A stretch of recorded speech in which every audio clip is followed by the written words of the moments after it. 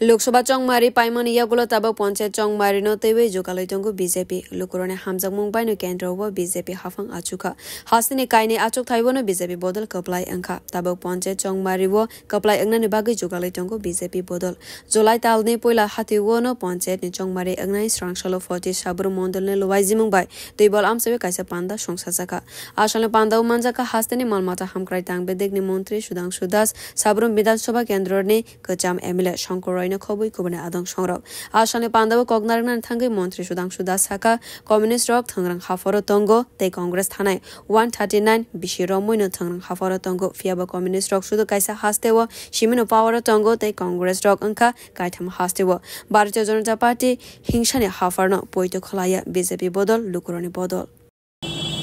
139 বছরের কংগ্রেস দল তিন রাজ্যে ক্ষমতায় 100 বছরের সিপিএম দল এক রাজ্যে ক্ষমতায় বিজেপি দল কবে প্রতিষ্ঠা হয় 1980 সাল 1980 সাল থেকে 2024 সাল কত বছর হয়েছে 44 বছর 44 বছরের ভারতীয় জনতা পার্টি শুধুমাত্র ভারতবর্ষের মধ্যে নয় বিশ্বের মধ্যে সবচেয়ে বড় গণতান্ত্রিক রাজনৈতিক দল হিসেবে বর্তমানে ভারতীয় জনতা পার্টি বিশ্বের মধ্যে সবচেয়ে বড় দল গণতান্ত্রিক দল 18টারও বেশি রাজ্যে আমরা ক্ষমতায় আছি